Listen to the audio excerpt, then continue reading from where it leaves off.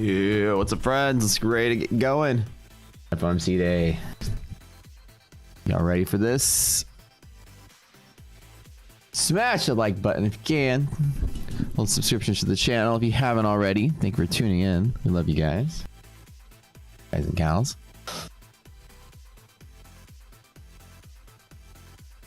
Oh, Fed day.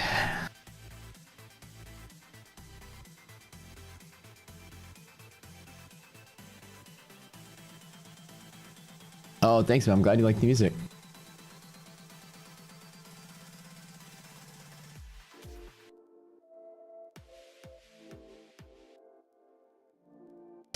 I do like the music myself as well. The outer space theme.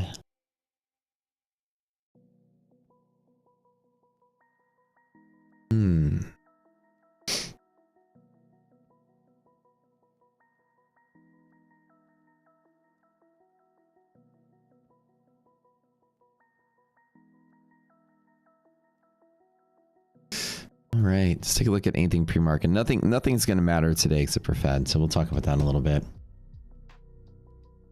1 o'clock. It's going to be 5 hours from now, so nothing really happening probably this morning.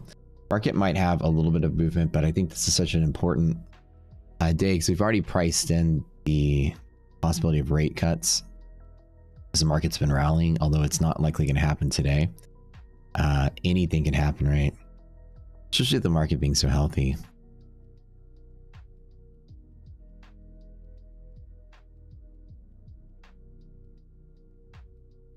Crude oil inventories, yeah, you're gonna have that at 9:30 my time, so 10:30 Eastern, an hour from now.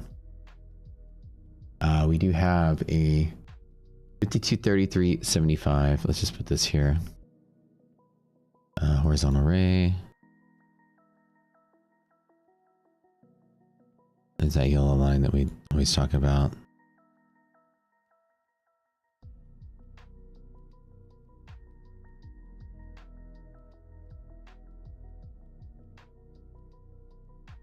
Getting ready. How you guys doing? Subscribe to the stream really quick.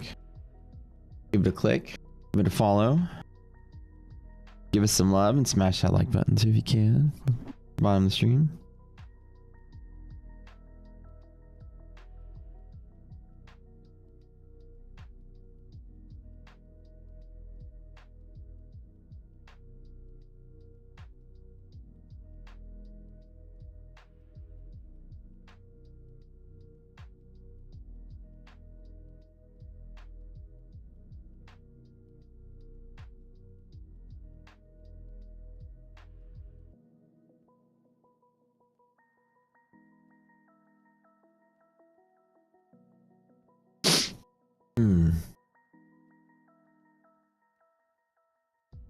So anything that on the future side that collapses below 52.33, this is gonna be one of your biggest pivots today. So everybody do me a favor. For today, add this line to your chart. 52 on S&P futures. 52.33.75.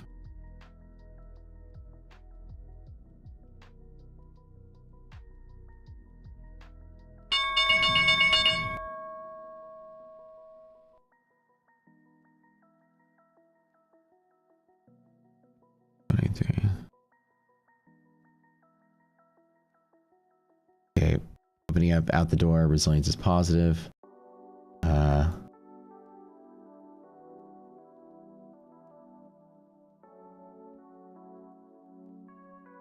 Little gap and go action. Again, opening flat on yesterday. It's a really thin redistribution zone. So remember, leading up into the Fed, I advise to be very cautious. The market does not like to move far leading into Fed. So for this to break out and rally and go really far and go higher today would be unusual behavior. So first thing to note about Fed is that the market doesn't like to move too far on Fed. And right now we've got edge pressure resistance right here at 516. So yeah, so this is going to be one of those things today. So we already have resistance at edge pressure. So I don't know if I want to make a trade on this. Usually I don't trade Fed day until Fed itself. This is likely like that. Let's check out Qs today. See if there's an opportunity there. Ooh, seeing a monthly hedge pressure right here. And monthly hedge pressure break to the upside potential. Let's take a look at this. 72.90. So that's like really right there. So we're sandwiched on futures. Let's see what the Q looks like.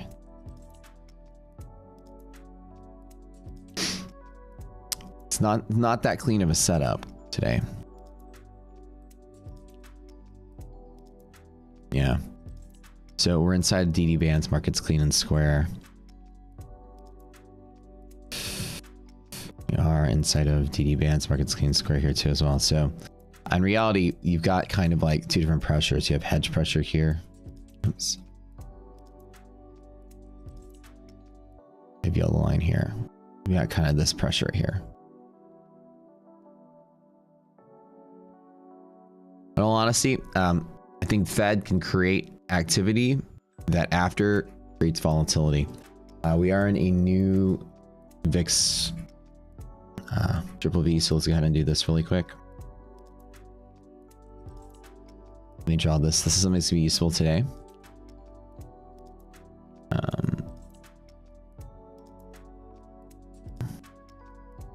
Now moving into April for VIX.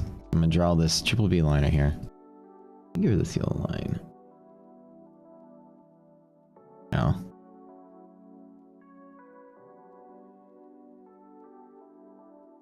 I leave the old ones on here. All these other lines don't really matter for anything. They're just old.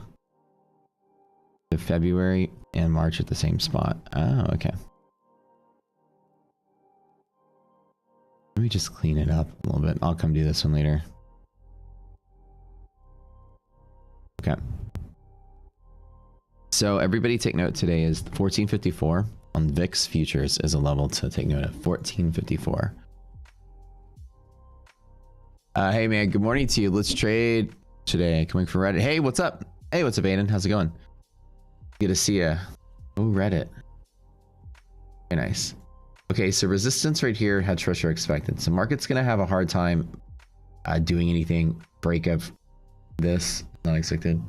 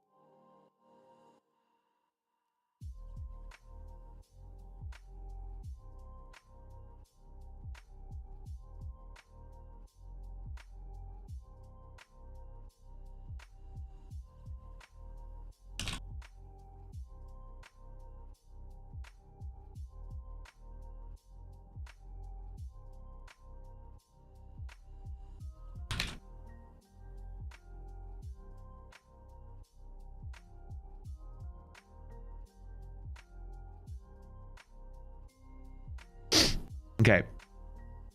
So this is ideal situation right here to short from here if there is anything, but I don't like to short BSU setups. It's like my least favorite thing. But what I do like to do is I like to buy the bulls on bottom. It's my favorite trade in the world. So of all the trades we have, this is the highest probability trade in our setup, 515 long. Now it has resistance up here, but we'll take a look at it. So basically that's going to be about 5 points away. So right about 52.33. So essentially right about here, it's going to be a little bit of a bounce. Since we are trading kind of in the middle of the range, I'm going to wait for that and take a long. Yeah, so spike list, bulls on bottom, QQQ, similar route. I'm going to wait and try to long that 515.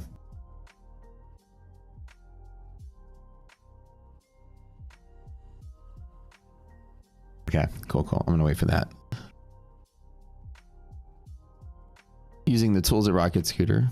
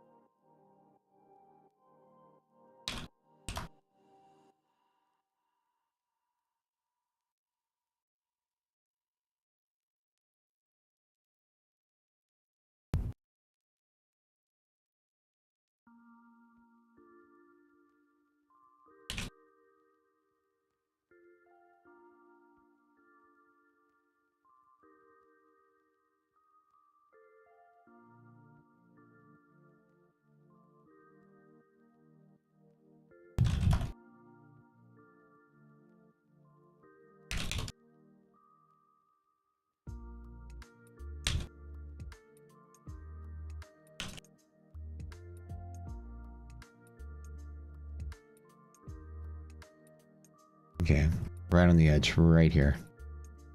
Welcome everybody. Hey, if you don't mind having doing a little favor, help the algo out. Go to the bottom right of the stream. There's a little thumbs up button if you don't mind giving us some love down there. Now, this being very tight range. This is only 10 points in here.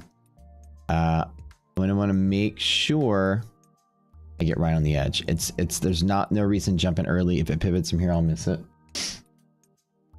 But I want to, because I need at least fully 10 points on this one. I'm gonna let it tap. Something inside of me just tells me that Fed might trigger a sell-off as the market pops really high and people finally start to fade it. We haven't had like a nice, decent down day that just blasted down like 100 points in a while. I'm not saying it'll happen. I don't like to speculate on the doom of this bull market. It's as bullish as it's ever been. Like probably ever been. It's COVID. It's been never seen this market as bullish as this. Monthly maps and the rocket scooter are showing the market's bullish through the summer. Through June, it's still a bull market. There is no sign of fading. The only volatility that appears is already in April. So the space between here indicates volatility. The market is not even volatile between now and the end of April. That's crazy to see that. So monthly maps are showing you the future of where positions are and how they change over time. That's a really neat technology that we have in our platform.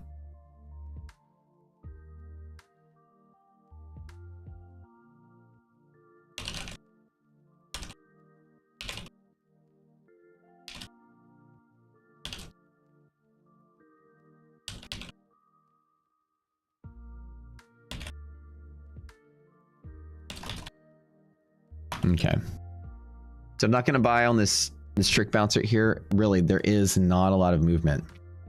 That's the problem. You're kind of trapped between two pockets. Like you have the resistance pressure from hedge pressure, the support pressure in bull zone. This is a really strong trade that always goes from bull zone to the middle, and it's only 5 points. So it's like, it's kind of risky to take. I usually always take it because the bull zone bottom taps are very strong. In all conditions, 71% of the time bounce. Now, do I want to take it just for 5 points? I don't know. And plus on Fed day, it's kind of hard to say. Can you recheck? 14.4 when they do it wrong? Oh, hold on. I might have done it wrong.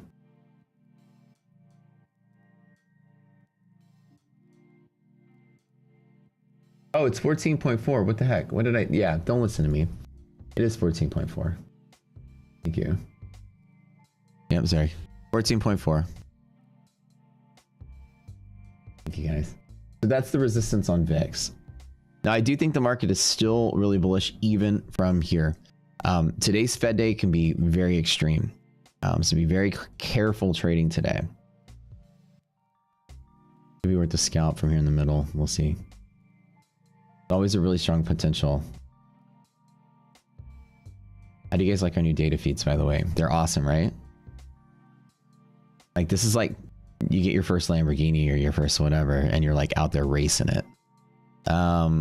Resilience is negative, so the market, again, is finding resistance inside of here. It makes it even harder to trade to the upside.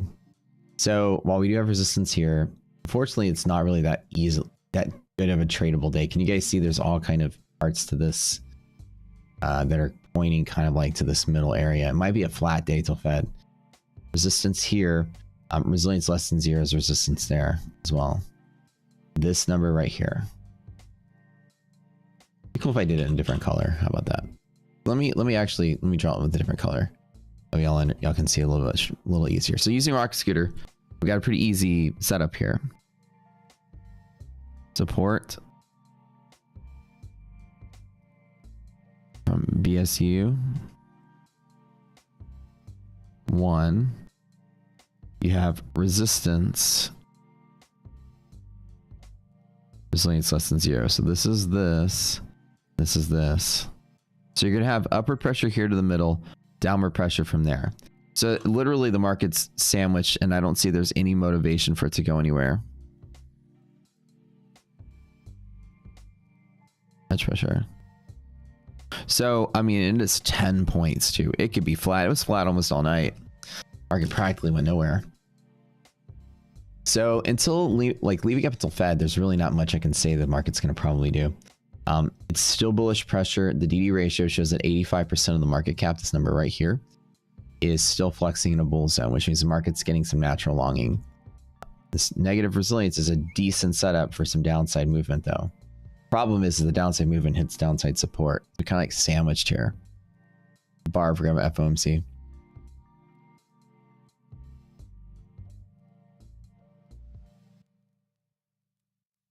Doing good, man. Good to see you as well. You gave me some advice on day trading regarding emotional control. I remember, Aiden. Yeah, I remember talking to you about it.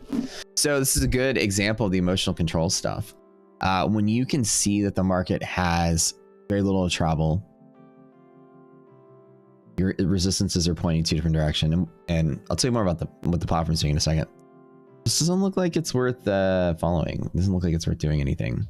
So I can already tell the market's sandwiched. I know we have a big event coming out at 2 o'clock Eastern, 1 my time.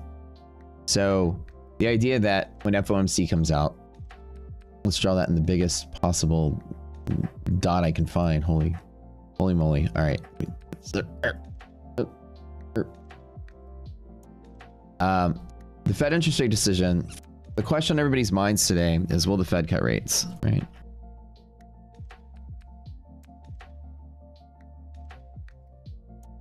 Will FOMC cut rates? I'll go through a couple of pieces of information to kind of talk about how we're going to forecast that. My prediction is no, they will not. My prediction, no, it'll be the same. And the market's likely to find its way higher somewhere, because trying to be bullish still, and I think it's going to be higher, and this is possible, but I'm not saying it will do that. I'm saying that people have been looking for a reason to get out of the market. There's a little bit of volatility brewing in some stocks, so it could be Nasdaq that pulls the market down. So it could be up, could be down after. Typically you see triggers like Fed and other things on really bullish markets that pop really hard. I think the knee-jerk reaction is going to be up no matter what. From here, it's a question as to how people behave, because on those big run-ups, the market can still just keep going. So Fed is going to be really tricky to trade today, because the market itself is sandwiched in such a tight box. I keep drawing that tight box right here. It's like a spring that's loaded, and there's just going to be very little activity, and it might do nothing as well. So in Fed, what we usually do is right at 1 o'clock, there's 3 different things you need to know for Fed. 1, and then 105 to 130. This is central, by the way. Then 130. The market behaves 3 different phases during the Fed meeting, or Fed announcement. The announcement is here. This is the reaction, second reaction, and this is the press conference. So typically what happens is the knee-jerk reaction creates an initial move. It's usually small-ish. The final 30 minutes typically creates a secondary move that's wider, but still doesn't normally pick a direction. And then the press conference creates a third move that's really wide as well. The press conference at 1:30 is the meat and potatoes of the Fed trading. What we tell people is, I've been doing this for long enough, but watch for yourself. In those first 30 minutes, the market is going to do absolutely nothing if the prediction or what the anticipation is turns out to be correct. If it comes out to be expected, like if you're expecting a rate cut and you get a rate cut, the market's not going to rally on that rate cut. Typically, if the expected prediction, Wall Street comes out and the expected and the anticipation right now is there's no change, then the market might move and then return and then price itself back to where it started. Whenever you return to the same place that you started before the announcement, the market effectively already priced it in. So it's not going to have any motivation to move again on that news until something new comes out. The reason the press conference at 1:30 creates activity is because the press conference is like forward guidance from the Fed, just like in earnings. The press conference, you're listening for like hints of what's going to happen in the future. What is Powell saying about the future? He might say one little clue that triggers somebody and saying, oh no, I'm getting out of my longs. This is next month is not going to happen. So usually we're pricing in Fed activity like a month in advance. There you go. So the fact that I know the market's kind of sitting, my guess, prediction, no. The market's too stable. The reason I'm saying no is the market's too stable. Inflation is not under control yet. So cutting rates to go in the adverse direction. And the entire stock market, right? Let me draw the stock market for you. And here's COVID from 2020. COVID went like this. You had that pivot in August 2023. I'm really good at remembering the stock market. This is COVID. We bounced. Oh, sorry. This is the October 2022. That little recession. This is a whole year. This is December 2021. Pivoted down here to October. We rallied. August 2023 was the Fitch downgrade. We sat here. And then the market has been rallying ever since. That's from memory, by the way. Good thing to know is the history of the stock market. Remember these things. Okay. If the market was threatening selling off, the Fed cutting rates would stimulate some bullishness. People are always bullish on that. We can keep the economy from crashing. Or sorry, keep the market from crashing, which could yank the economy down. The whole soft landing thing of the Fed is to allow the market to heal itself and allow inflation to slowly come down, as the mechanism for inflation was wages and cost of production and things like that due to COVID. This created the inflation that we experienced, not the hypereconomic activity of the bull market. So wages go up when everybody quits their job, the whole point of what caused inflation. So this is kind of what you want to learn today. Not taking any trades right now. The market is sandwiched, and I can tell you that I see that. So Aiden, by the way, for you, as you see, like my brain tells me the market's not really going anywhere. It's stuck. So then I just choose to sit out, or I choose to wait for something better. And there's the emotional control. Be confident in your tools and kind of work on this. All right. Just the last little part. If you have like 5 jobs, right? Jobs are these little boxes here. Your job probably feels like a box sometimes. Okay.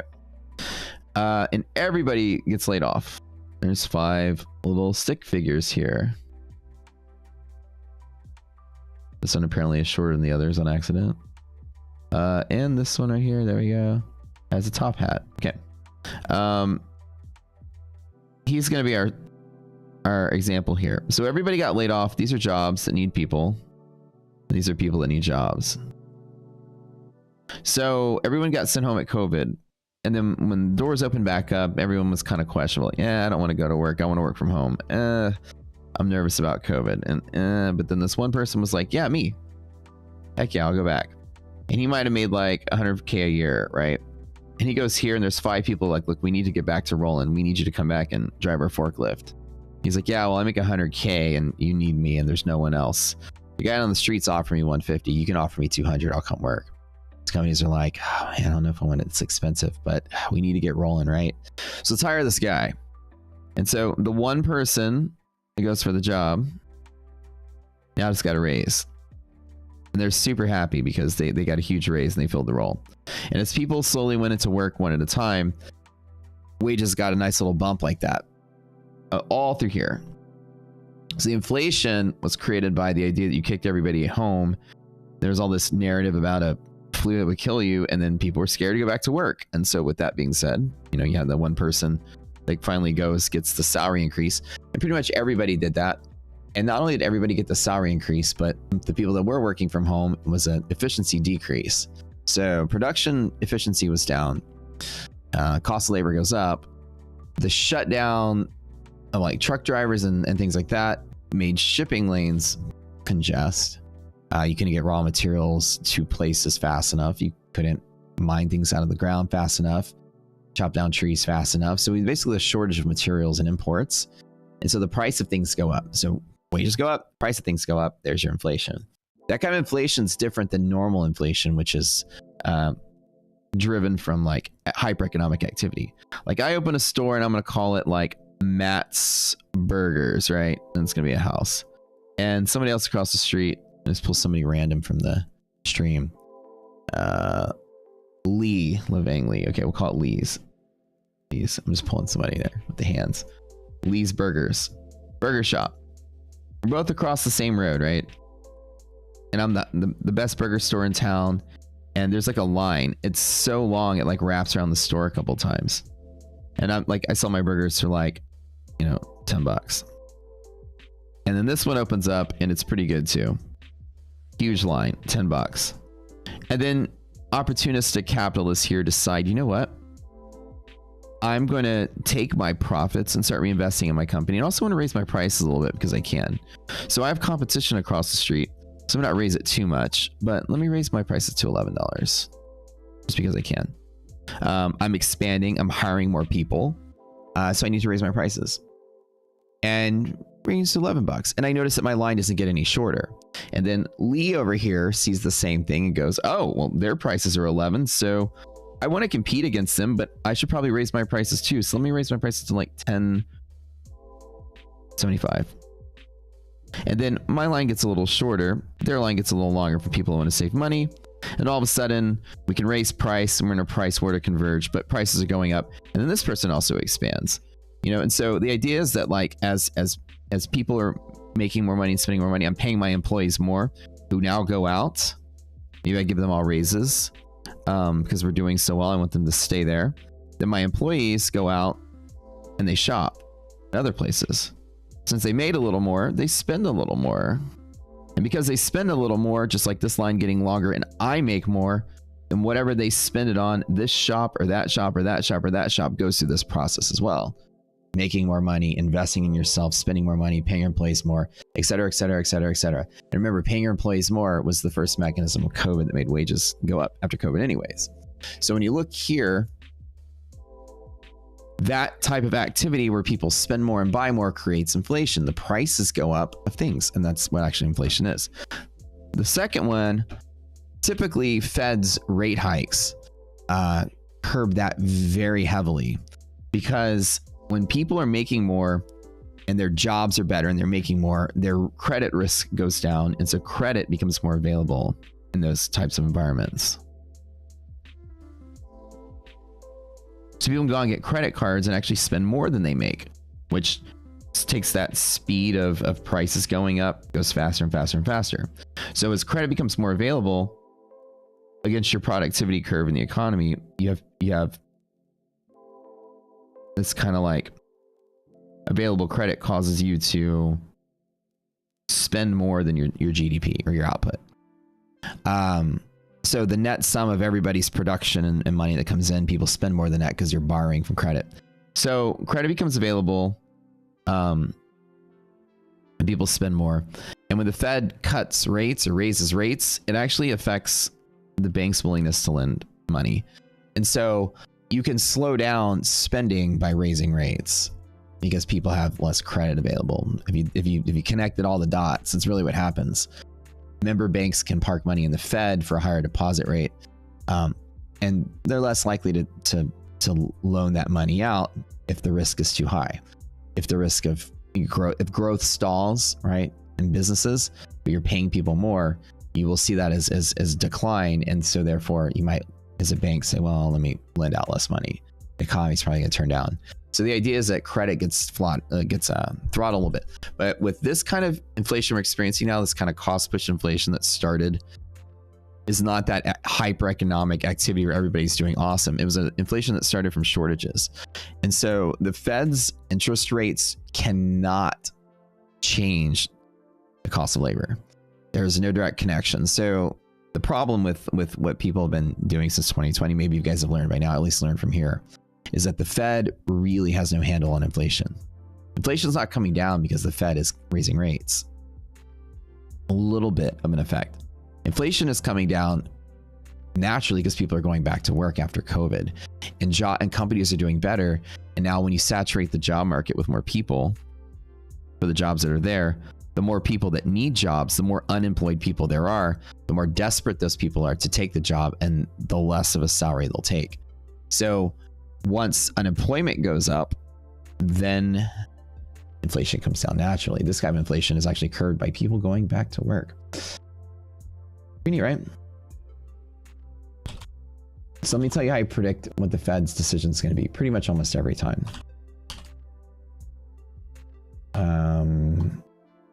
Yeah. So get a pen today. This is a free lesson on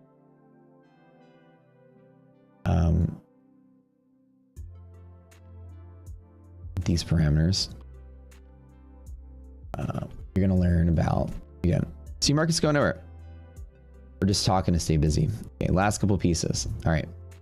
So initial jobless claims are people that file unemployment. As you see during COVID, everybody got laid off. So people are filing unemployment like right out the door, way out in 2020. Y'all remember that. And then all of a sudden, this is initial jobless claim. So this is you just filing for unemployment the very first moment that you did. And this is updated weekly. So as you see, when everyone got shut down in COVID, there's a lot of unemployment claims that tapered off very quickly. Right around, August, September, we're kind of like starting to flatten out. So from April, when everything got shut down, for about 5 months or so, there was just a huge wave of layoffs that started like taper.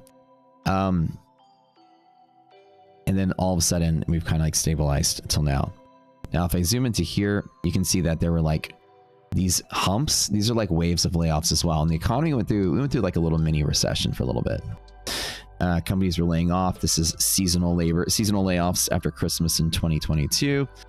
There's a little seasonal layoff in Christmas 2023. The holiday season is usually a form of layoffs.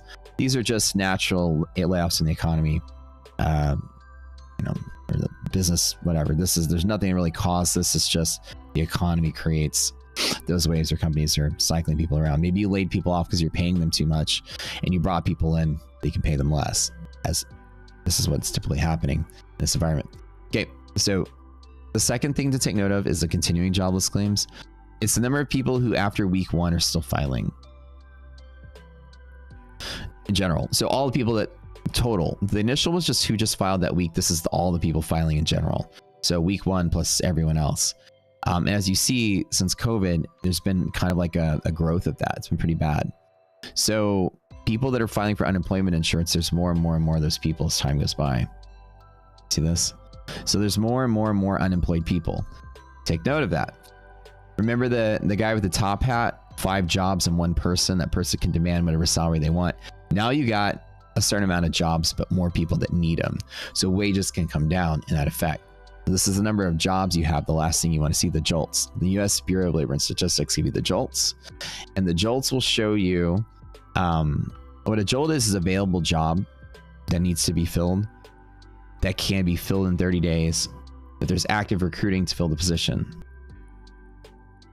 and a worker available.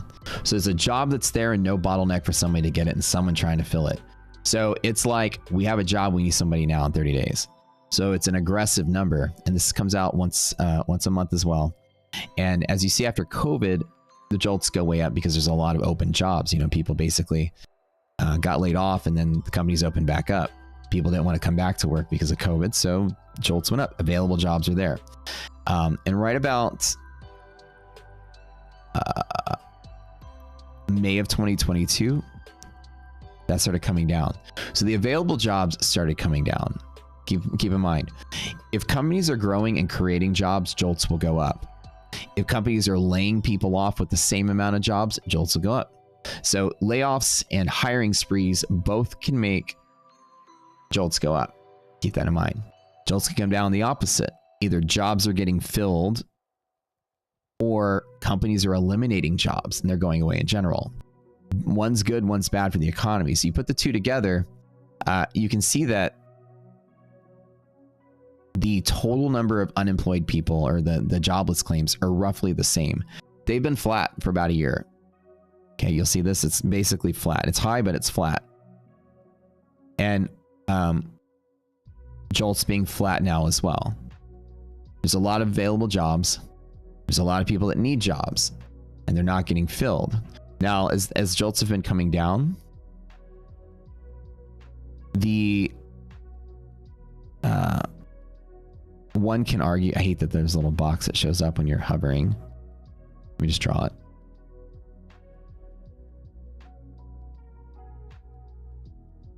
Wish I can just like view this. Okay, there we go. One can argue that this is kind of trending down a little bit. Kind of. Like that's trending down. There's a bump. That's trending down. So it looks like it's slightly coming down. Just like this one, slightly coming down. So there are people going back to work even though there's waves of layoffs, right? So if people are going back to work and the amount of available jobs are also coming down, it means people and the employees and the employers are agreeing on wages. Employers are wanting to drive wages lower, and with more people available, wages to come down. So the idea if JOLTS are down and continuing jobless claims are down, and CPI during this period should also be down, which is your measure of inflation, because that is the mechanism. If we go Google CPI, that same time period, you see inflation's coming down. It's a natural occurrence of this phenomenon. I'm talking about that. Oops. And so with CPI coming down, the Fed doesn't have to do anything. Inflation's going to come down on its own with all those people that need jobs and still a lot of available jobs.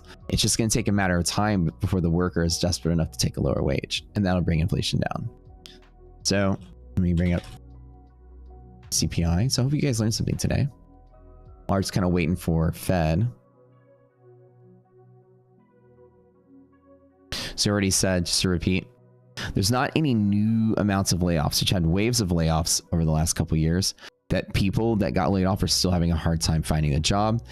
As of now, there's been waves of some of them going back to work. And just to repeat, the JOLTS have been coming down since, May of 2022. And coincidentally, CPI has been coming down since May of 2022. Isn't that neat? We just drew that conclusion.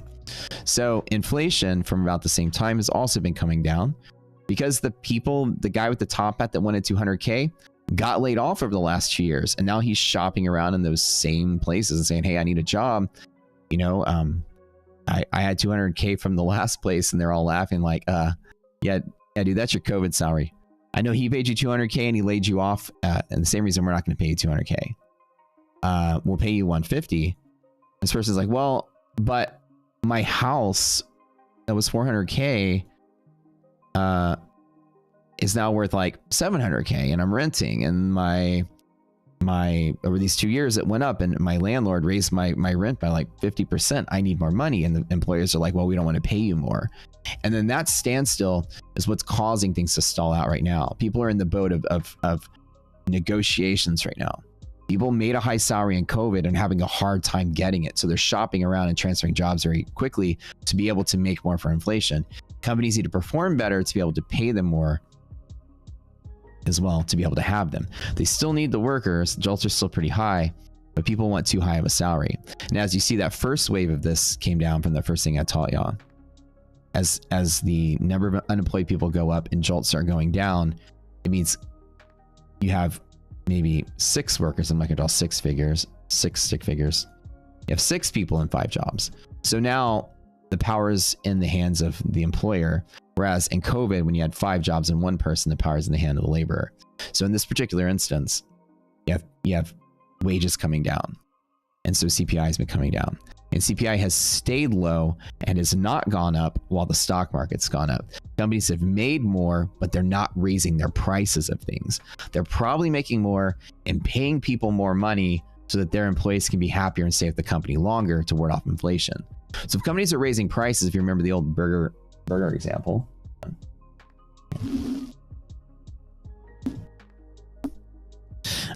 then prices would go up again. You'd see CPI going up. But see, all that extra money that's coming into the company with the stock prices going higher, it's not economic activity that's creating that, where there's like overspending due to credit. So the fact that we're stalling out on CPI means the Fed is watching this right here. What are companies doing now that the stock market's at all-time highs? Are they hiring people back? Paying them a little bit more? Not super aggressively. It's still pretty high. Are layoffs high? No, actually layoffs have been kind of trending down. Initial layoffs have been trending down since May 2023. Okay, so companies aren't firing people. That's good. As quickly. Companies aren't, as you see, the total jobless claims aren't much higher. They're kind of tapering off. Okay, so unemployment check is in control. Remember, when you laid off a bunch of people and needed to fill the jobs, salaries go right back up. So the Fed can't trigger any kind of layoffs, which means the stock market that's been rallying has what we call plunge protection team fighting it. It's like a superhero squad made of the Fed that wants to prevent the market from crashing. If the market crashes, then it goes all the way back to square one. Everyone gets laid off, companies need employees, and then wages go back up and wages go up and inflation goes up. So if the stock market crashes, we're back to square one. So the Fed can't let the stock market crash, which is why during the recession, when they were raising rates a little bit, and we started selling off for a year, the Fed goes, ooh, we need to stop raising rates. As we crash the market, everyone gets laid off again, just like in COVID. No can do. So the Fed started announcing no rate hikes and the market started stabilizing. The waves of unemployment started stabilizing. And inflation started coming down. The whole goal of Powell is to preserve the labor market and get people in those jobs, which brings down inflation on its own. So anyways, the lesson is all Powell talks about, and you can write this down today. Matt says Powell's going to say something about the labor market is stable. That's what we're watching. They want to see that the labor market is not unstable. They want to see this. What he wants to see is continuing jobless claims coming down. Jolts either flat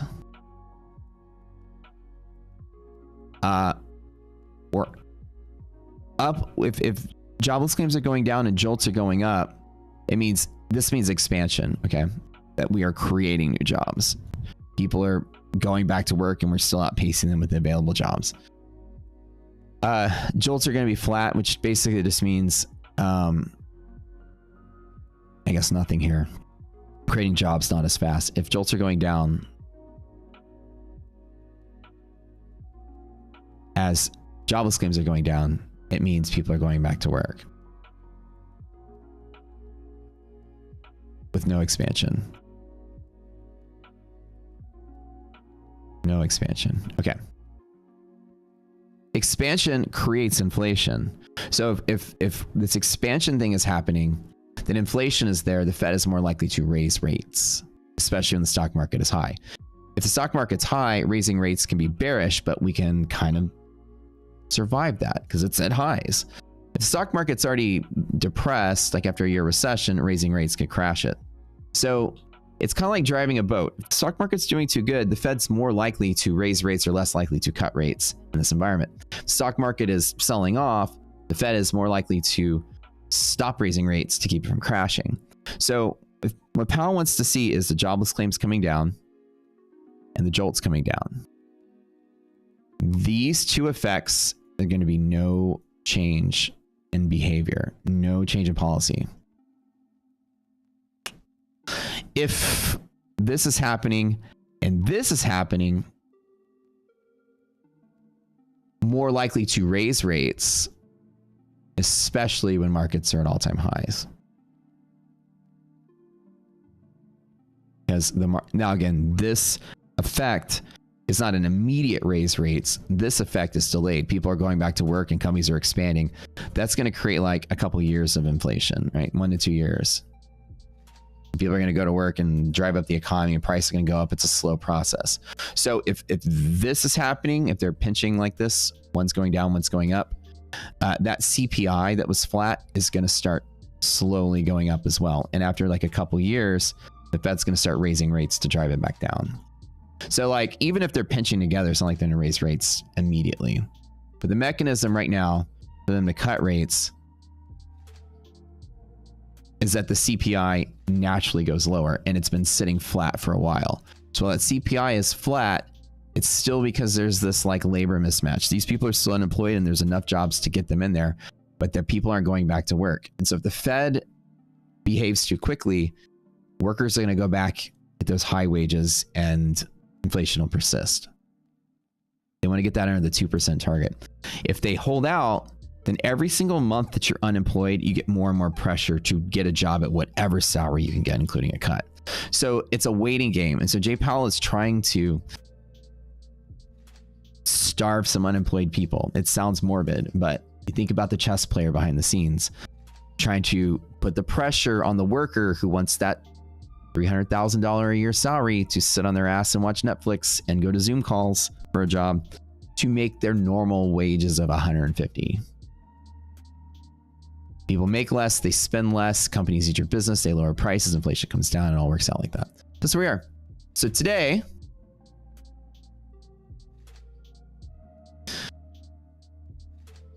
they're going to do absolutely nothing. No rate hike, absolutely no rate hike. There's no reason to do it. Rate cut, it's too early to do it. They committed to it. They may cut rates to stimulate things, but right now with inflation being flat and not trending down, there's no flexibility or freedom to do so. Inflation came down on its own as people went back to work. The longer people are unemployed, the more likely it is they're going to take a lesser wage and inflation will come down further. So what you have to do is just starve some people. Sounds morbid, like I said. So now we're waiting to see what happens with that. All right, let me read y'all's comments. Glasses are on. Be serious today. Glasses are dirty as hell. All right, so let's take a look. This 5-point garbage range I talked about, not tradable, hanging in the middle, the resistance, support, pushing in the middle. You'll see how that works.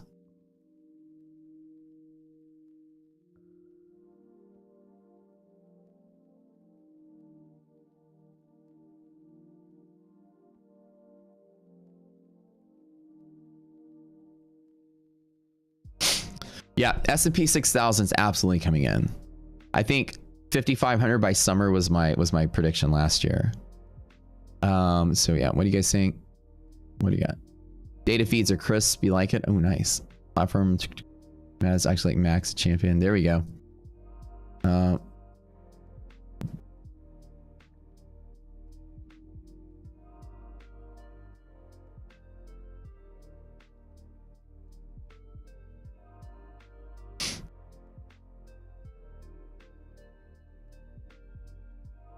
Zone's about to be tapped on cues. It's getting close. You can upload the live videos as subtitles. Can you analyze it later? I don't know English. I'm interested in the writing with translators. Greetings. I think you can add subtitles to your own experience from the live stream. I don't know how to do it. And these are live. These are filmed live, so we don't. I'll have to invest. Somebody teach me how to do that. I've never actually done that before, but I'd love to assist you on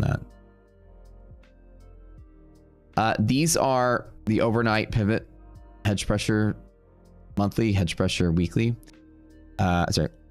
weekly, monthly, and then this is what we call illiquidity pivots, our yellow lines. Illiquidity pivots are a function in futures. They are very high volume pivots as well. So I have liquidity map generating pivots in the equities. We have futures pivots creating pivots in the futures.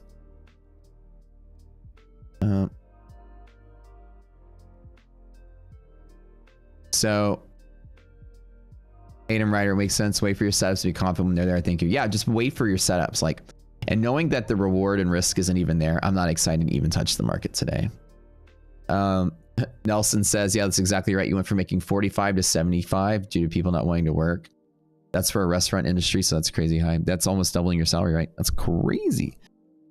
Ooh, ooh, baby.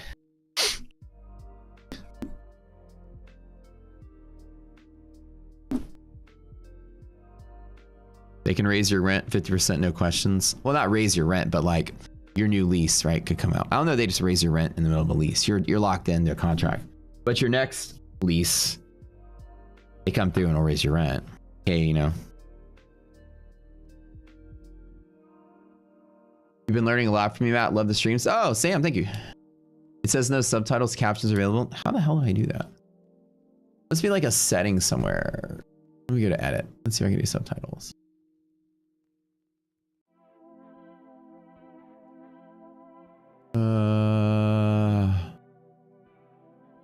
Let's Google that.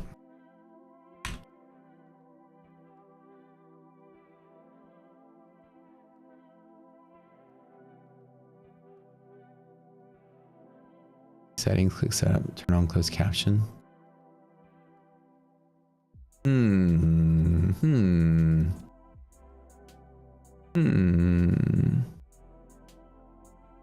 I think I have to set it up initially to do that. I swear I thought I always had it that way. Like, I always remember, maybe at some point thought I would have thought of that, but well, maybe I didn't. Who knows? I'll try to do it for tomorrow though.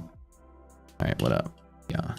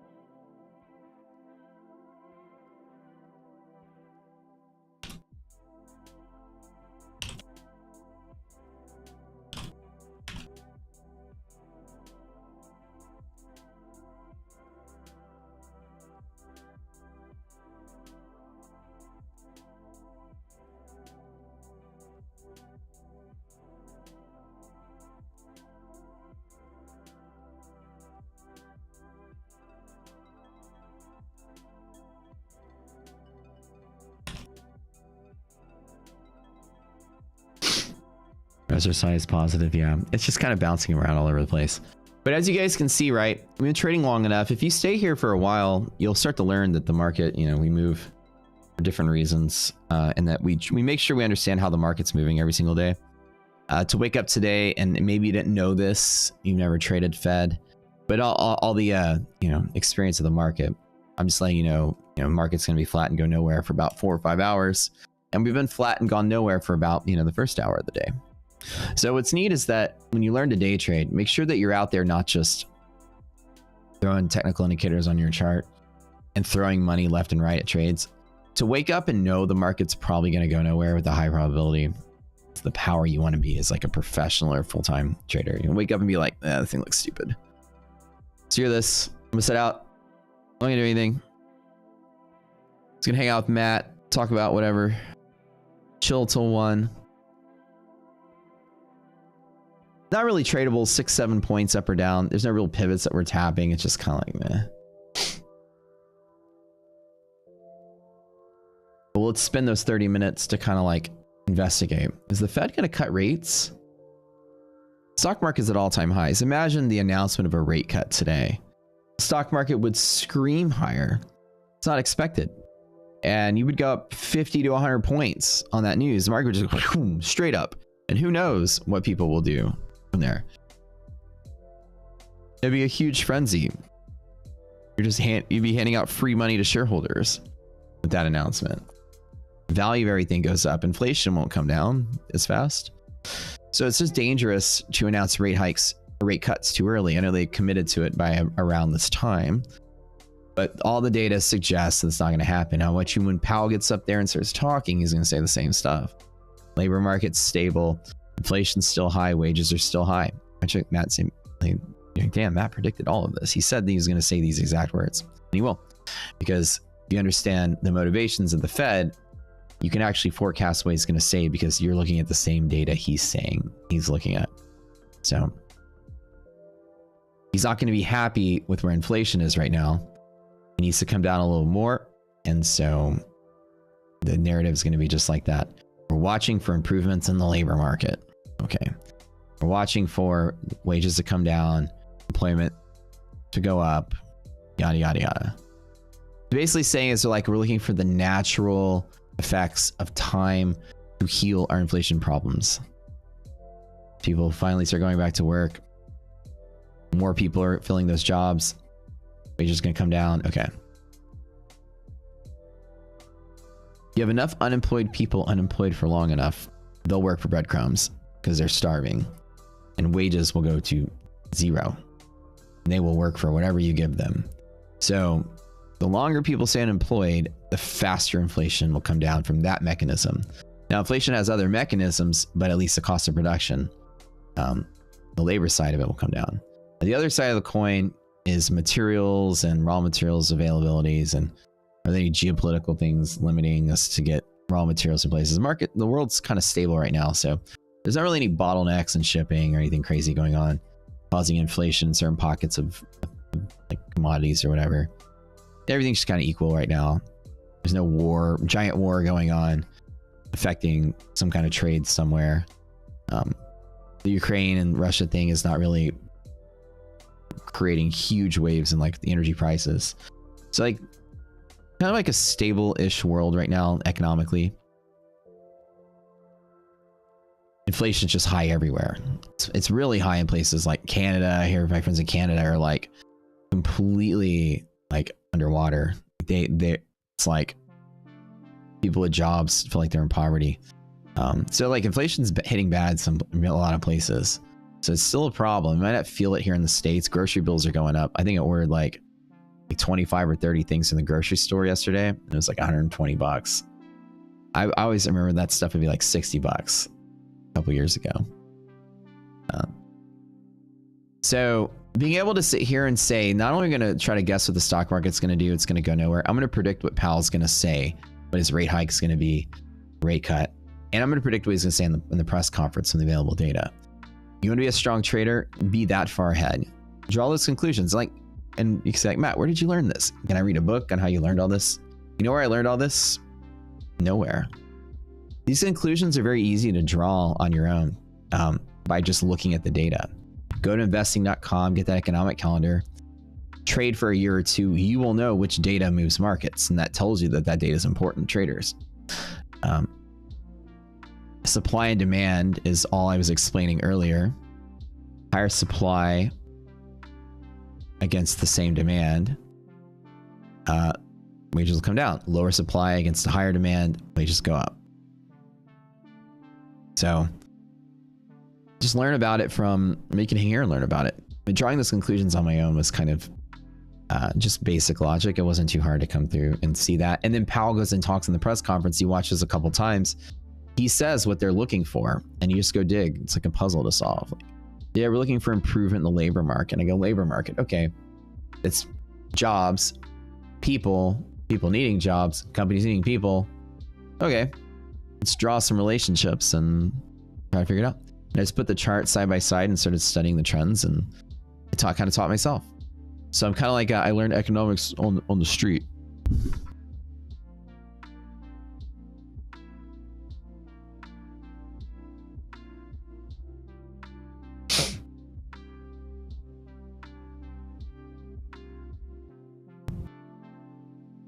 Exclamation regarding the economy. Didn't notice you didn't mention our nation's debt, and that plays a role in the market. Good morning. Hey, what's up, LPM? That's a conclusion. Let me see. The nation's debt. Ability to borrow more money and spend more money. Okay, so let's draw a conclusion. I've never thought of that before. Debt, right, is how much money you owe to people. The more money you owe to people, the less likely you are to borrow the money. Therefore, the less likely you are to get money to circulate to boost your economy. So, if companies had more money, because, you know, government's borrowing more and throwing it more into like military spending and whatever, and then those industries get a boost, then unemployment should come down. They can borrow more. If they can borrow less, then the market's kind of fending for itself. So higher debt, market's kind of fending for itself. If we have high debt right now, is that a direct effect on the stock market or the economy? I think that if debt itself is, I don't feel like would change anything other than people's willingness to loan you more money. I think that's the takeaway. So it's the actions that would result from high debt that would cause any turbulence. So I'm not really sure I can draw a good conclusion from how debt would explain. Maybe you have some ideas you can teach me. I'm just going to wrap my head around how that would affect. So if you have high debt, like if you're borrowing money from a bank, for instance, a credit card, you have high amount of debt all the time. And they still are willing to give it out as long as your ability to pay your debt is there, your lower risk of default. So as long as we're a low risk of default, I feel like we can still pile on debt. Yeah, and as you said, no loans, no progress. So as long as you're able to pay off your debt, people will keep handing you as much debt as you can pay off. So the stock market rallying, somebody's getting richer. So the risk of default is lower in certain capacities of shareholders, and other people are making more money. I'd say that high debt in a recession environment would have more of a drastic effect than high debt in a rallying environment. What do you think? Stock market at all-time highs, you would think that we'd be able to take on more debt. The risk of default is low, but that's a good question. You're exactly right. No loans, no progress. What effect, then you ask yourself, okay, what effect would cause somebody to not pay our loan, or loan us more money? And so if they wouldn't loan us more money, it's because we're risk of not paying it back. Yeah, making this bull market kind of sketchy. Well, yeah, of course. The bull market is certainly sketchy-ish, but again, bull market is directly proportional to the ability of people to have money and invest money, and buy things. And everyone out there, because more people are going back to work, as we showed earlier, that's more money going into 401ks every week, which means investment managers are just having more and more cash pump on their laps every week that they got thrown into the stock market. Everything's bullish right now. So,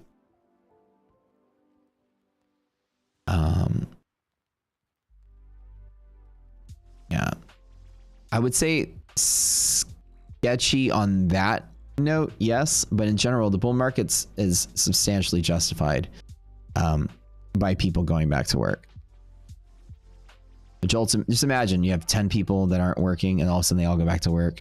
They put 5% of their salary into a 401k. Imagine that's 5 or 10 grand a person per year on a 100k basis, whatever, 100, 200k basis, going to stock market, buying stocks and holding it. So every person that goes back to work is a bull trader, the stock market. So you're going to see the stock market rally inversely proportional to the continuing jobless claims coming down for the most part. So that part of the market's bullish. And also there's, there's some hype going into like tech and stuff, creating bullishness as well.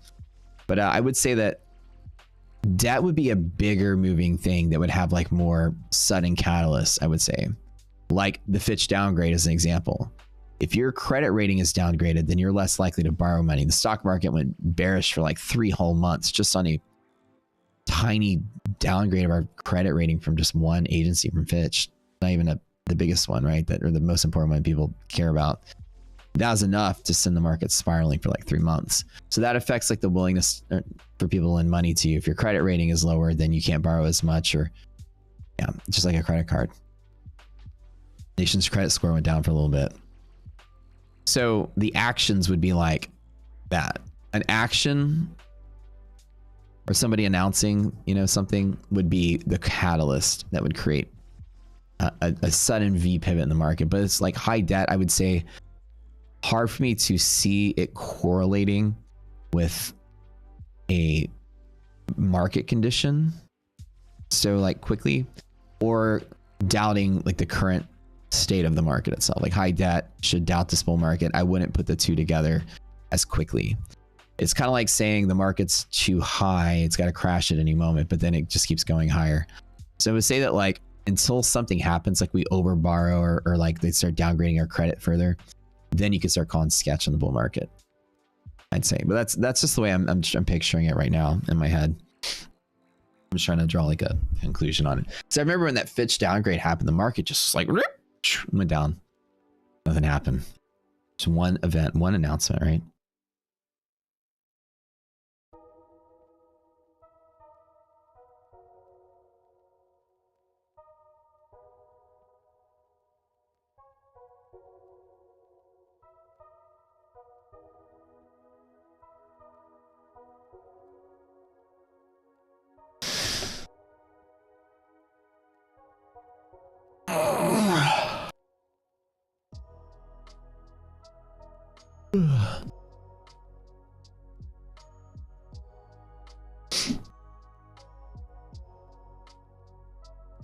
Yeah. it's not entirely tradable today. It's really hard to find a good trade.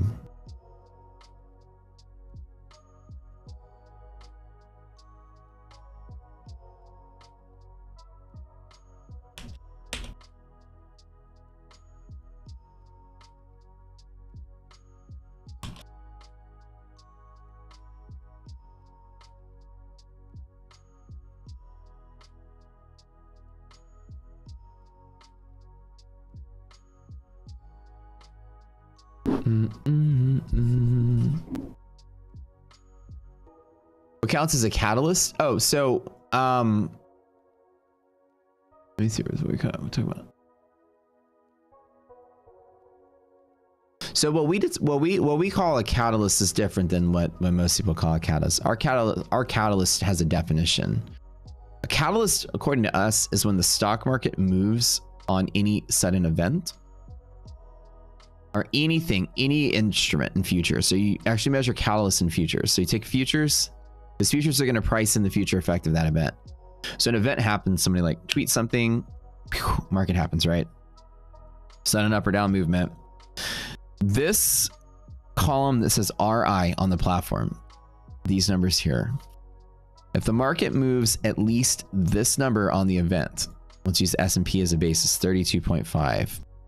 This is a whole explanation as to why this is. If the market suddenly moves 32.5 or more without retracing half the distance of the sudden first move, we call those illiquidity pivots. Market moves here and stalls for a little bit and it continues to move lower. This halfway point, if you don't ever touch this area, then the market became overwhelmed with sellers from that event. If you move past this distance, then your catalyst is active. What a catalyst actually does in chemistry, so since like that's my background, a catalyst actually just speeds up a reaction according to like chemistry 101. The real effect, well, what a catalyst really actually does in a solution is, you know, molecules like bouncing around inside of a bucket. They're moving all kind of random directions. And so when two molecules hit each other, you can tally up the reactions with like little tally marks. Okay, these two bumped 1. Oh, these two bumped 2. And the increased frequency of collisions is a catalyst. So if I put like a magnet, I know it's not really a word, but like a piece of metal that has the molecules like absorb to it and react faster, then the ticks are happening faster, the molecules hit each other faster, then it's a catalyst. So any event that speeds up transactions in a chemical sense is a catalyst. So in the same sense of what the market is, what we call a catalyst, we use a scientific term. A catalyst can exponentially speed up something. Rate equations are exponential. So if the market is like passing the point that we call it a catalyst, anytime the market moves beyond this risk interval, it actually starts to speed up its fall. So if I were to do like this, it's not like the market is a nice little clean channel going down. You can see that these V's progressively get like further and further away. It's actually curving.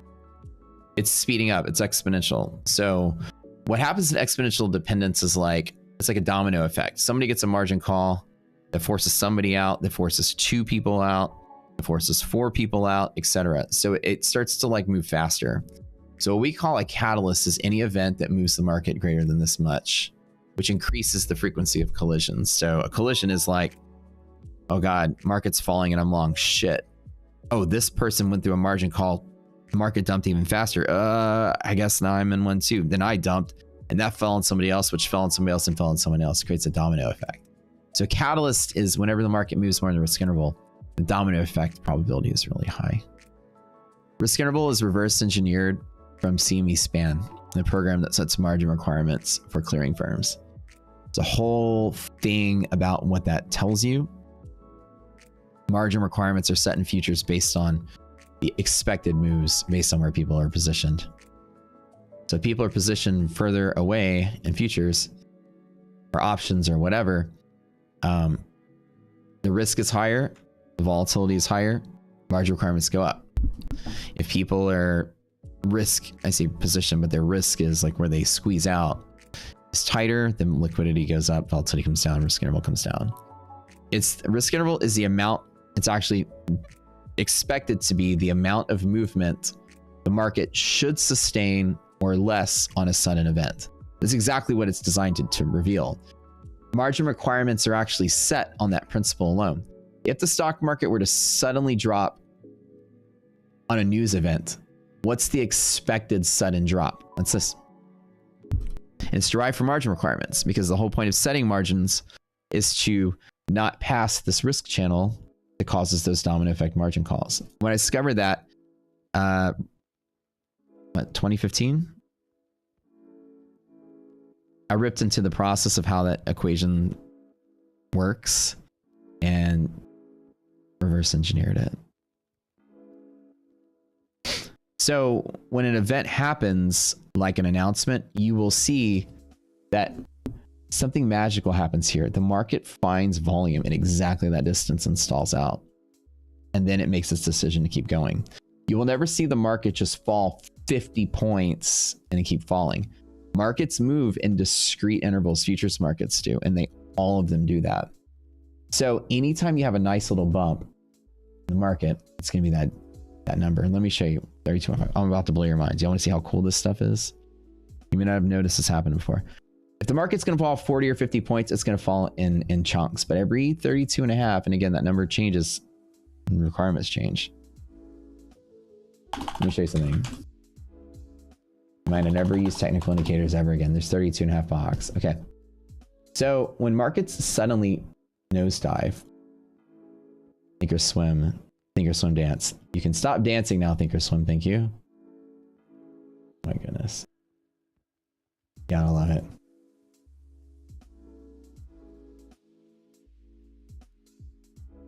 Let me like close that and reopen that.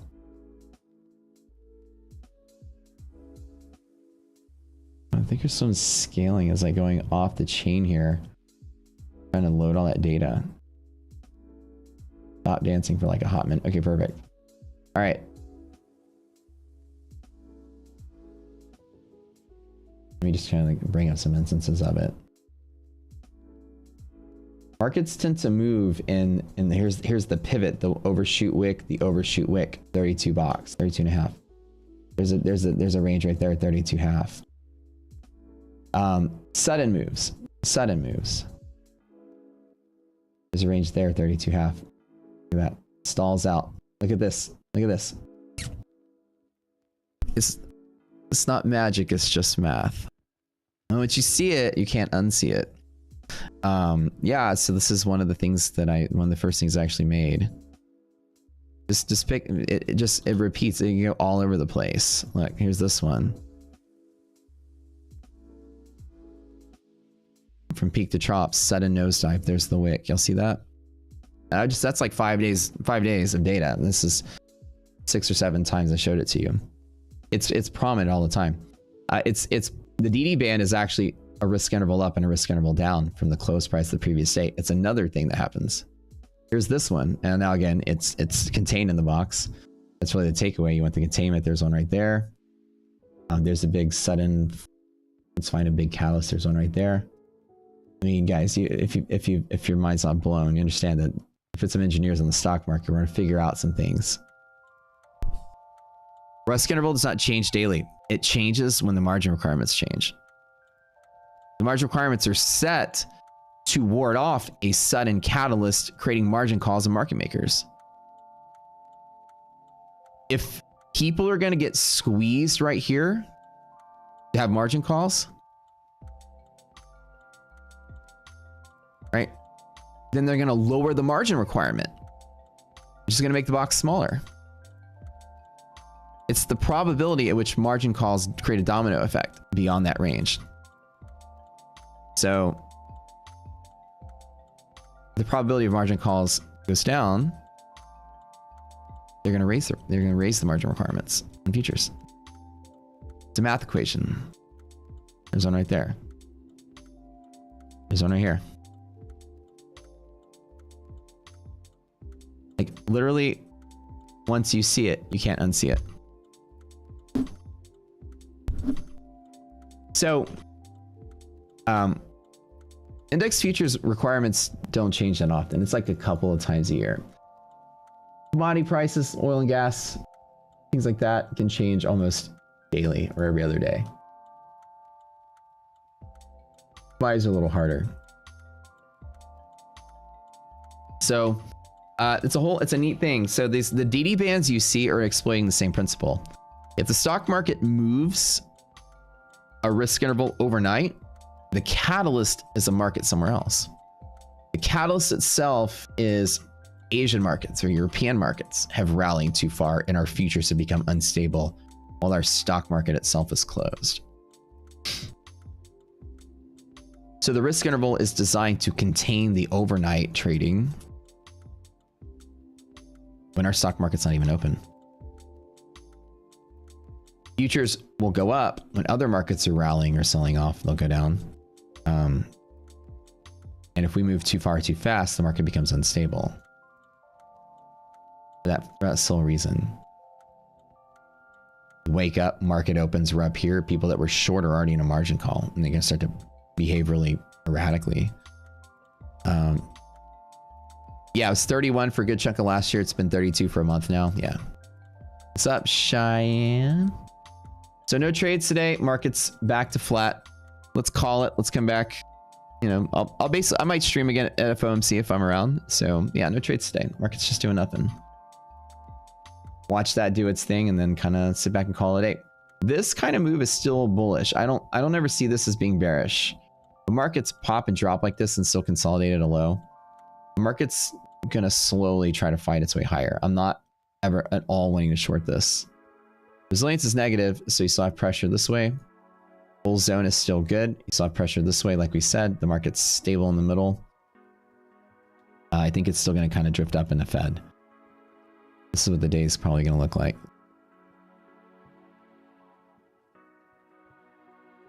So anyways, we'll call it. No trades today. We'll see it. We'll see it at FOMC. Thanks for tuning in, friends. We love y'all to death. And remember, check out the Rocket Scooter platform. Get those risk intervals yourself. It's only $35 a month for all the indicators. Risk interval, monthly map that looks in the future, liquidity map that looks for the balance today, scanner, all that stuff. It's $35 a month for the trial for 3 months. Check it out if you haven't already. Link in the description below. We'd love to have you come check out our platform.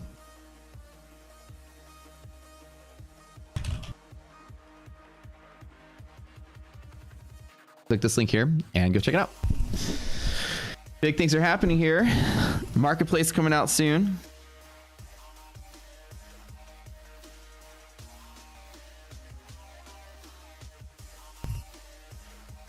And all kind of awesome big things.